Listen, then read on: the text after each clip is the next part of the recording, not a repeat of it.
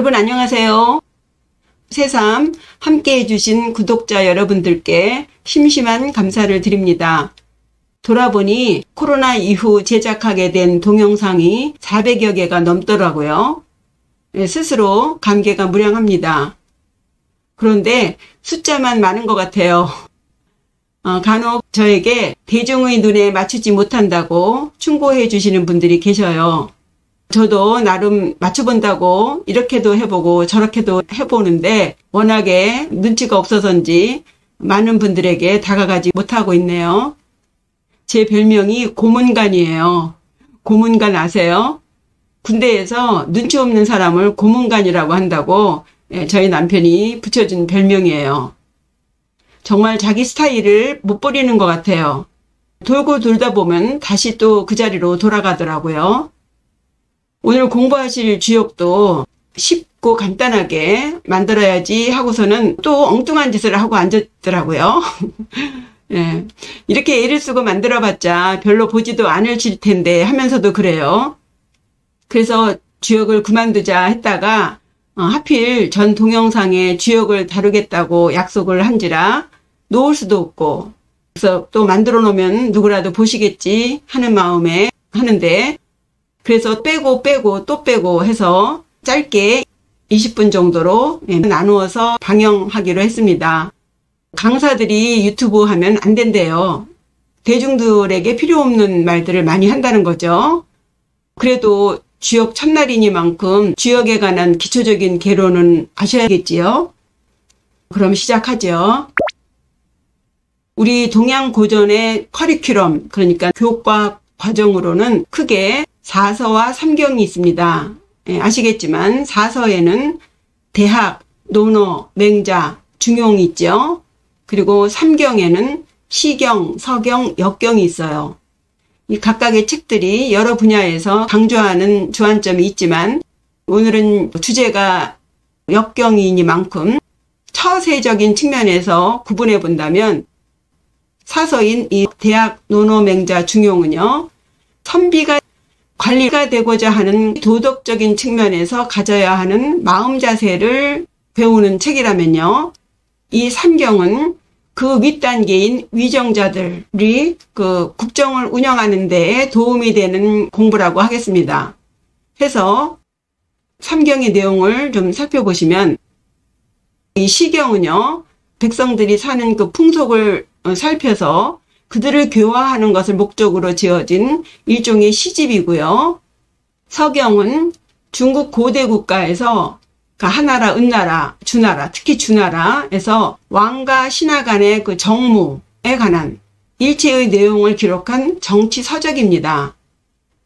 끝으로 오늘 다룰 이 역경은요, 매사에 최종적으로 결정을 내려야 하는 그 위정자, 그 위정자 중에서도 특히 왕, 그 왕이 어떤 판단을 내릴 때 도움을 주는 책이라고 하겠습니다. 해서 역경에 관한 많은 명칭 중에 동양의 군주론이라고 불리는 것이 그 이유이죠. 왕뿐만이 아니라 우리는 인생을 살면서 때때마다 선택해야 되고 결정해야 하는 어려움이 있죠.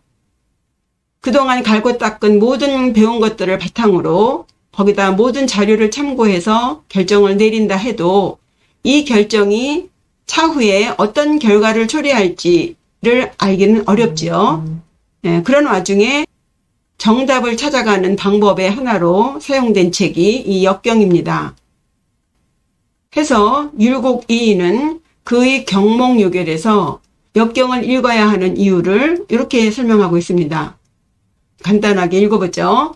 독역경, 어길흉 존망, 진퇴 소장지 기. 독역경.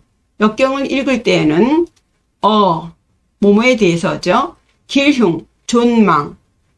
지금 당면한 문제가 길한지 흉한지, 존속할 것인지 망할 것인지, 또 진퇴, 나아가야 할지 물러나야 할지, 소장, 앞으로 쇠하게 될지 성하게 될지에 대한 기미기자죠. 기미에 대해서 주안점을 두고 읽어야 한다 해서 인간사에 일어나는 문제를 미리 예견할 수 있는 예지력을 갖게 해주는 책이라고 설명합니다. 보시다시피 가장 최고 단계에 속하는 공부입니다.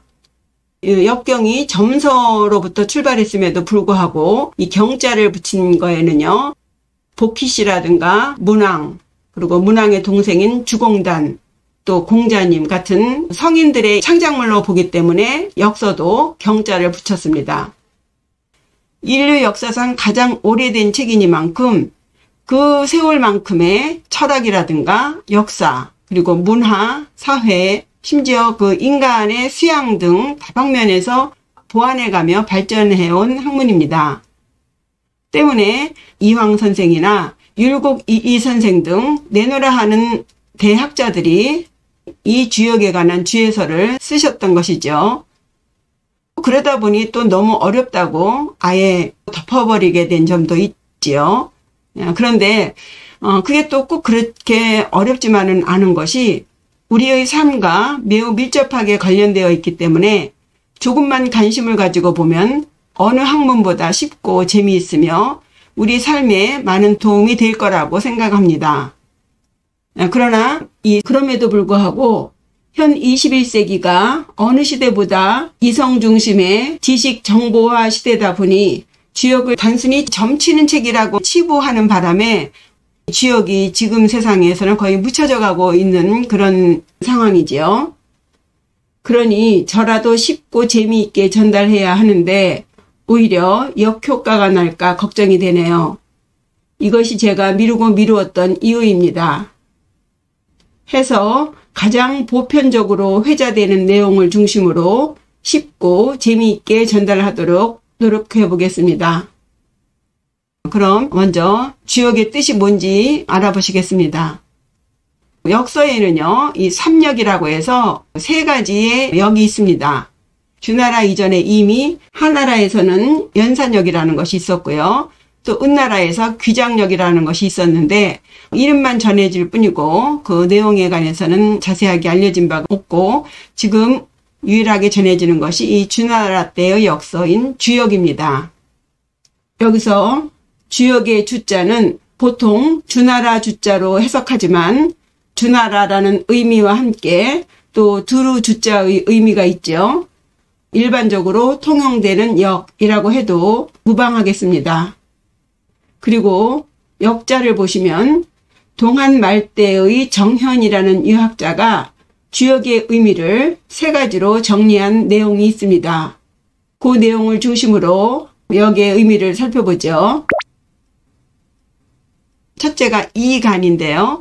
이 바뀐다는 의미의 역자가 쉽다는 의미로 쓸 때는 이라고 있습니다. 그래서 쉬울 이자에 간략할 간자 해서 쉽고 간단하다라고 설명합니다. 정현은 역의 핵심적인 요소인 바뀐다 혹은 변화한다는 의미보다 이간, 쉽고 간단하다는 의미를 제일 앞에 첫 번째로 세웠죠. 이렇게 하게 된 여러 의미가 있겠지만 무엇보다도 이 세상의 이치가 우리가 생각하는 것처럼 그렇게 어려운 것은 아니다.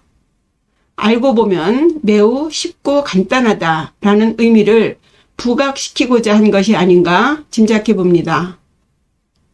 우리 눈으로 보이기에는 이 복잡 다양한 이 자연의 현상을 이 주역책이 아주 쉽고 간단한 원리로 풀어서 64개 384효로 설명을 하고 그 이치를 인간의 삶에 적용시켰기 때문에 매우 쉽고 간단하다고 했어요. 그러니 이렇게 쉽고 간단하게 자연의 이치를 풀어준 이 주역을 모른다면 안타까운 일이겠지요. 그리고 두 번째가 이제 변역이라고 해서 바뀔 변, 바뀔 역의 의미가 있다 했어요. 그 쉽고 간단한 우주 만물의 이치는 무엇이냐? 바로 다름 아닌 바뀌는 것이라는 것이죠. 여기서 역자를 살펴보면요. 설문해자에서는 요 도마뱀 같이 생긴 파충류의 모양을 그려놓고 요 위에는 머리고 요 아래는 발과 꼬리라고 설명합니다. 도마뱀은 주위 환경에 따라 그 몸의 색이 하루에도 12번이나 바뀌기 때문에 이 역의 의미를 파충류로 설명한 거죠. 그리고 또 다른 설로는 일월위역이라고 해서 해가 떴다 지고 달이 떴다 지듯이 세상 만물은 끊임없이 변한다 하여 위에는 해 일자고 아래는 달 월자 해서 해 일자와 달 월자가 합쳐진 회의 문자로 설명하기도 합니다. 어쨌든 이 역의 의미에는 끊임없이 변화한다는 의미가 들어있는 거죠. 다음에 세 번째는 불역이에요. 말 그대로 바뀌지 않는다 하죠. 쉽고 간단한 우주자연의 법은 끊임없이 변하지만 또 변하지 않는 것이 있다입니다. 끊임없이 변하는 그 현상들은 근본적으로 변하지 않는 그 불변의 법칙 하에 변하는 것이다 해서 세 번째 의미로 불역을 넣었습니다. 예를 들면 해는 뜨고 지면서 끊임없이 변하지만 언제나 해는 동쪽에서 떠서 서쪽으로 지고 또 천지간의 온갖 물상들이 나고 자라고 쇠하고 멸하는 그런 변화를 겪지만 하늘은 여전히 위에 있고 땅은 여전히 아래에 있다는 것처럼 변하지 않는 것이 있다입니다. 이상으로 정연이 말한 역의 의미를 살펴보았는데요. 이후 남송대에 이르러서 대유학자인 주희가 좀 더 구체적으로 역의 의미를 발전시킵니다. 선생은 역의 교역, 즉 exchange, 교환이라는 의미와 흘러간다는 의미의 유행이라는 의미를 보완하는데요. 말하자면 천지사방과 상하에 존재하는 모든 만물은 모두 대대하면서, 즉 서로 반대되는 모습과 성질을 가지고 서로 마주하면서 한 번은 음하고 한 번은 양하고 혹은 한 번은 밝고 한 번은 어두운 그런 식으로 교치하면서 끊임없이 흘러간다는 것입니다. 이상으로 설명드린 역의 의미를 종합해보면 역이라는 것은 이간, 매우 쉽고 간단한데 그것은 불역, 변하지 않는 법 아래 대대, 서로 반대되는 모습이나 성질들이 부딪히면서 변역, 끊임없이 변화하며 흘러가는 것이라고 정의할 수 있겠습니다. 그래서 이 역의 의미를 굳이 음양오행과 비교해보자면 다른 점이 있다면 음양오행론은 목화, 토, 금수 이 5가지 기운이 서로 살리고 서로 죽이는 상생상극의 작용을 함으로써 그런 관계 속에서 나고 자라고 쇠하고 멸하는 생장소멸의 원리를 밝혀서 그 원리를 인간사의 처세에 적용시킨 학문이라고 한다면 주역도 음양의 이치에 근거하긴 했지만 중심적인 내용은 만물의 길흉의 변화를 미리 예측해서 그 변한다는 의미로서 끝나는 것이 아니라 자연이 변화하는 그 패턴을 체계적으로 확립시켜서 그것을 인간의 행위에 적용시켜 인간으로 하여금 불안한 앞날을 예측해서 대비할 수 있도록 하고요. 또 인간이 마땅히 해야 하는 당위성으로 정립시켰다는 거예요. 쉽게 말해서 봄이 가면 여름이 오고 여름이 가면 가을이 오듯이 인간사도 그렇게 벌어질 것이니 그렇게 앞일을 예상하면 미래의 길흉이나 존망, 진퇴, 소장을 미리 알아서 다가올 경사스러운 일이나 혹은 전쟁, 가뭄, 홍수 등등의 재난에 대비할 수 있다입니다. 이로써 주역은 육아경전답게 인간이 마땅히 해야 하는 행위의 당위성을 성립시킨 윤리서라고도 할 수 있고 또 인간 처세를 돕는 처세서라고도 불리게 된 것이죠.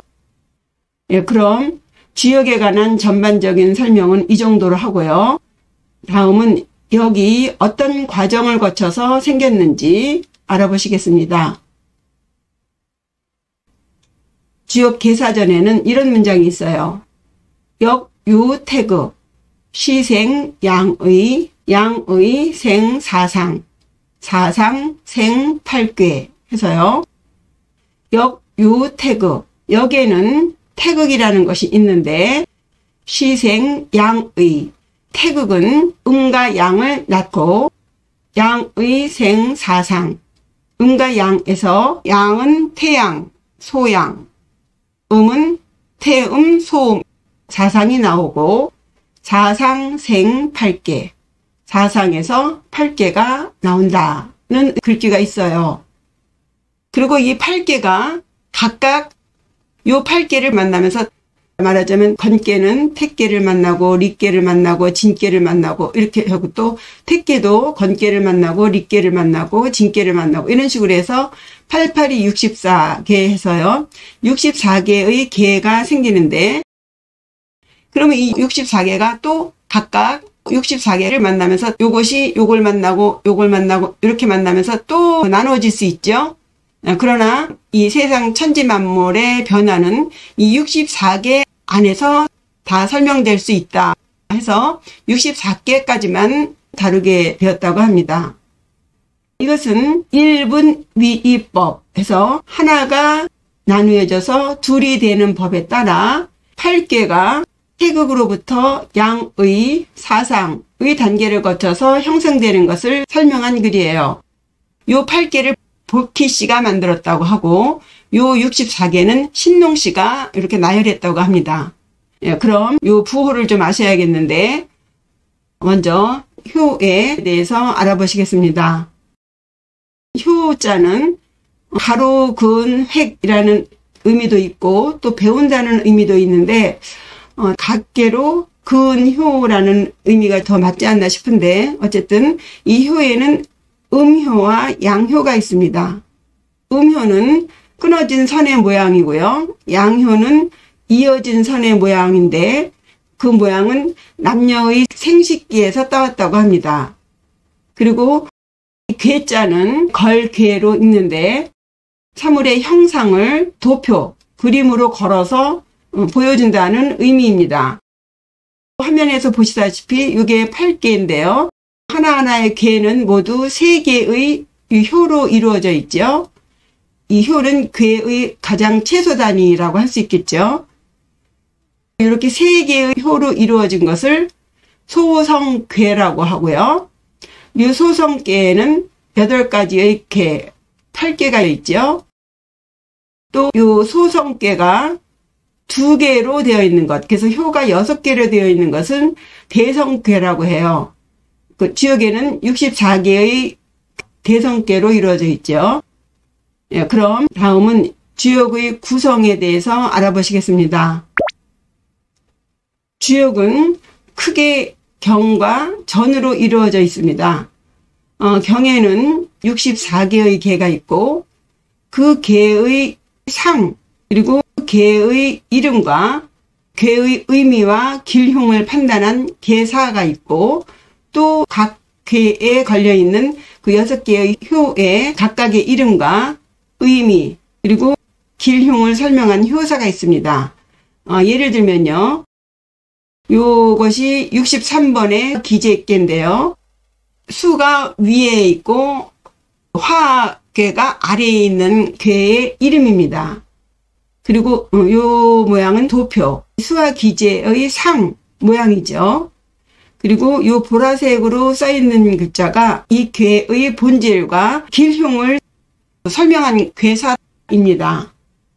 요 도식이 의미하는 바를 가장 보편적으로 설명한 내용이에요. 그리고 요 효마다 초구부터 6, 2, 9, 3 이렇게 나가는 것은 각각 효의 이름이에요. 이름이고 이 오른쪽에 써 있는 것은 이 각각의 효의 내용과 길흉을 설명한 효사입니다. 그리고 이렇게 생긴 괴가 64개가 있는데 이 64개의 괴를 두 부류로 나눠서 상경과 하경으로 나눕니다.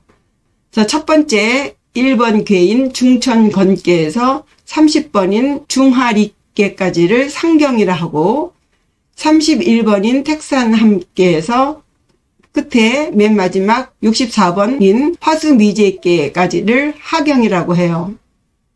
그리고 이 경에 이어서 전이 있는데 이것을 십익이라고 합니다. 이 익은요, 날개라는 의미인데요. 이 상경과 하경의 개사나 효사가 매우 간략하게 함축된 의미를 지니고 있기 때문에 해독하기에 매우 난해하죠. 예를 들면요, 수화기제의 이 개사를 무슨 뜻인지 잘 모르지 않겠습니까? 기제, 향, 소리, 정, 초길, 종란해서 상징적인 의미로 아주 압축해서 쓴 내용이기 때문에 코에 걸면 코걸이고 귀에 걸면 귀걸이가 되는 경우가 많거든요. 때문에 그 의문을 풀어준다 해서 날개를 달아준다는 의미로 십익이라고 하는데 모두 10편으로 구성된 보조 문헌입니다. 보시면 괴사를 설명한 것을 단사라고 하는데 이 괴사를 설명한 단전상하가 있고요. 괴의 상과 효의 상을 설명한 상전상하가 있습니다. 그리고 이 괴사와 효사를 비롯해서 다방면에서 체계적으로 다룬 괴사전 상하가 있고요. 그 외에 문헌전, 설계전, 서계전, 잡계전 해서 모두 10편으로 구성되어 있습니다. 이 구성에 대한 지식이 이후 주역을 읽는데 기초가 되기 때문에 조금 지루하긴 해도 들어주시면 좋을 것 같아요. 이상으로 주역에 대한 전반적인 설명 들어보셨습니다. 다음 시간에는 주역 8개의 도상과 특성을 구체적으로 살펴보겠습니다. 기대해 주세요. 구독과 좋아요, 댓글, 알림 설정 잊지 마시고요. 시청해 주셔서 감사합니다.